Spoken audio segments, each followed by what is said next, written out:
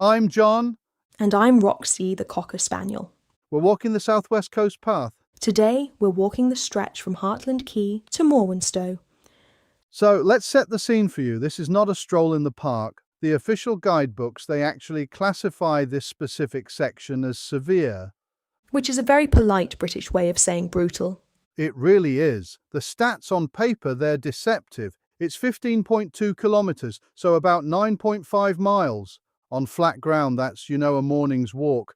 But the distance is irrelevant here. Completely. It's the verticality that defines everything. We logged a total ascent of 625 metres. And to help you visualise that 625 metres is more than the typical climb up Scafell Pike. Except you're not climbing it on nice solid granite. No, you're climbing it on mud and slate and loose scree, and you aren't doing it all at once. Not at all. It's like a cardiac interval workout. You drop to sea level, climb 100 metres up, drop back down, climb back up. The elevation profile looks like a heart rate monitor during, a panic attack. So you call it a panic attack, I call it a sensory buffet. Every time we drop into a valley, the air pressure changes the smells pool at the bottom. It's high stimulation work. Okay, let's start at the beginning. Hartland Quay. It was a cool, breezy morning. The place just sets the tone immediately. You park the car and you are perched right on the edge of these jagged slate cliffs. It feels like the end of the world. And the wind at Hartland is distinct. It's not city wind, it's coming straight off the Atlantic, for 3,000 miles. For a dog stepping out of the car, there is like walking into a library where all the books are shouting at you. A lot of data to process. The salt, the seaweed, the decaying crab shells, it's a lot. And that feeling of isolation is it's palpable. Just us, the ocean and the seagulls. So we start walking and the trail gives you no warm-up at all. We immediately drop down behind St. Catherine's Tor. Right, this is a sea-dissected valley. In layman's terms, the land is broken. It's a bit more poetic than that. So the Speaks River used to run along in front of the foot of the Tor, but the ocean erosion here is so violent that the sea literally cut the valley in half. It decapitated the river. I'll be honest, while you were describing the river decapitation, I was conducting a perimeter check. The rabbit population at St. Catherine's Tor is, statistically significant. I noticed the tension on the lead. You were very engaged. Prey density was high. If I wasn't tethered to you, that expedition would have gone in a very different direction. I'm sure it would have. But that geological violence leads us right to the first mandatory stop, Speaks Mill Mouth, where the river currently flows out to the sea. Now this is where the walk actually started for me. This was the first tactical water engagement. It's stunning. You've got this waterfall plunging 17 metres, that's about 54 feet, directly onto the beach. It's a classic hanging valley. Oh? The sea eroded the cliffs faster than the stream could cut down, so the river mouth is just left hanging there in mid-air. It also signals a hydration station. And it set the precedent for the day, didn't it? It did. And we'll get to your specific laws of the trail later, but after Speaks Mill we had that slog inland through the bracken. It was warm in the bracken, it holds the heat, and it masks the scent of badgers. I definitely clocked some mustelid activity in there. You were breathing too loud to notice.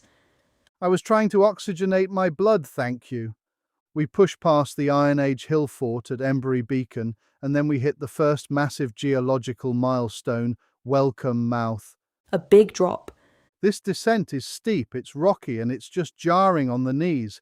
But the reason we stop here mentally is the geology on the beach. This is a very visible part of the famous Crackington Formation. It sounds like a cheese, but it looks like a disaster zone.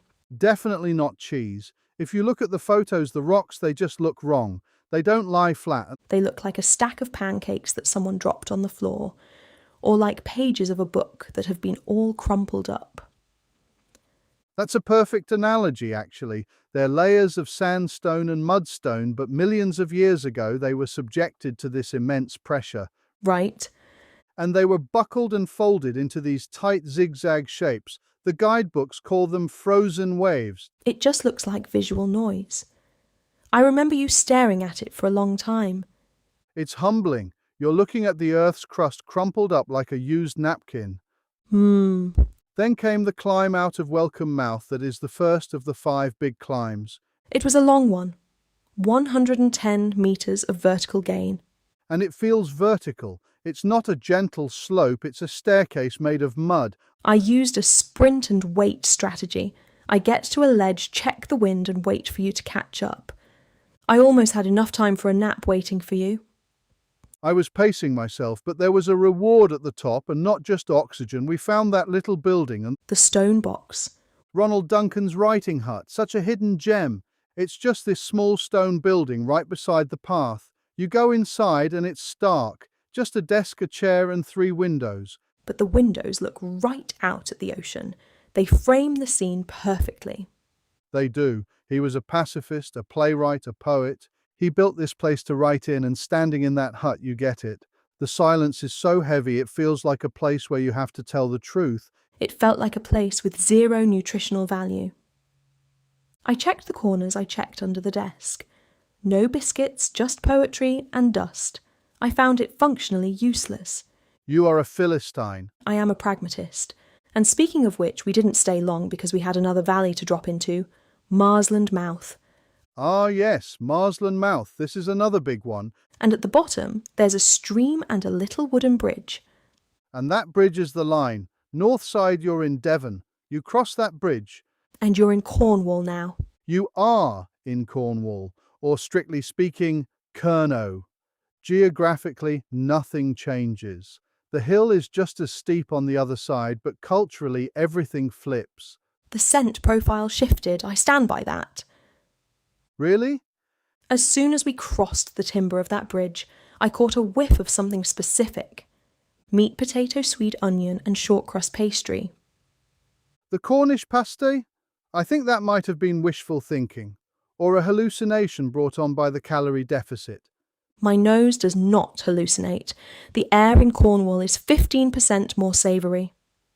Well, whether you smelled it or not, the cultural shift is real. We have to talk about the scone debate. Oh yes.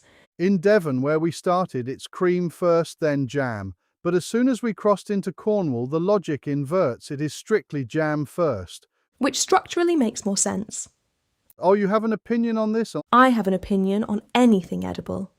Think about the physics. The jam is viscous. It provides a sticky base layer and adhesive that anchors the cream. If you put slippery cream on a warm scone first, the structural integrity fails. The jam slides off. It's basic engineering. I had no idea you had such strong architectural opinions on baked goods. If it falls on the floor, I need to know how it lands. Jam first lands heavier. A valid point. But once we crossed into the land of jam first, the terrain didn't get any easier. This is what the guide calls the relentless rhythm. Up and down like a sawtooth. We hit Littermouth and then Yellmouth, and along this stretch I really started to notice your law. The splashing law. Can you explain the splashing law? It is a non-negotiable protocol. The law states, if the terrain is difficult, any body of moving water at the bottom of a valley must be utilised for thermal regulation. Regardless of the mud? Mud is a bonus. Regardless of me trying to keep you clean for the car? Irrelevant. Humans regulate heat by sweating. It's inefficient and frankly a bit gross. I regulate through panting and direct contact cooling, specifically cooling the undercarriage. It's tactical. Well, you adhered to the law strictly. At Yellmouth, with that waterfall cascading over the rocks below, you were in there before I even got my breath back. I identified it as a prime cooling target from 50 metres away. I was resetting my core temperature to maintain peak performance for the climb out. It looked like you were just making a mess, but I have to admit, watching you sprint down those hills while I was picking my way down on trembling legs. You look like a baby giraffe learning to walk on ice, especially on the loose stuff. That is hurtful but accurate. The fatigue was really setting in now, which brings us to the main event, Morwenstow Valley. The tumble. We have to talk about the tumble. This was the final big push before Morwenstow. We'd done about 600 metres of total elevation change by then. I was hot. I knew there was water at the bottom of this one. The air smelled cooler rising up from the valley floor. And the descent into Morwenstow Valley is incredibly steep. The surface isn't dirt, it's loose stones, scree. It's like walking on marbles. I saw the glint of the stream. Target acquired. And because you acquired the target, you decided to engage the afterburners. I may have applied some forward torque to the lead. You pulled hard. I was trying to brake your accelerating and physics took over. I heard a noise behind me, a sort of oof, and then a scrabbling sound. That noise was me losing my footing completely. My feet went out and I landed square on my backside. And I didn't just land, I slid. I rode the scree down like a very bad toboggan. It was a dramatic entrance to the valley floor. I sat there covered in white dust, bruised ego, just checking my tailbone was still attached. I looked up expecting some sympathy. And what were you doing? I was already in the stream. It was delightful. Cold, clear, perfect flow rate. You didn't even look back. I'm lying in the wreckage and you're just happily paddling in circles. I assumed you were resting. You like to rest. I was securing the water source. Heartless. But honestly, that moment sums up the trail. It humbles you. You think you're a rugged outdoorsman and then the trail literally knocks you on your ass while your dog ignores you. It established the hierarchy. Haha. So we dusted ourselves off and made that final brutal climb up Vicarage Cliff. The last one is always the hardest. It is. But topping out and seeing Morwenstow, what a relief. We walked past the Grade 1 listed church and past Robert Hawker's vicarage.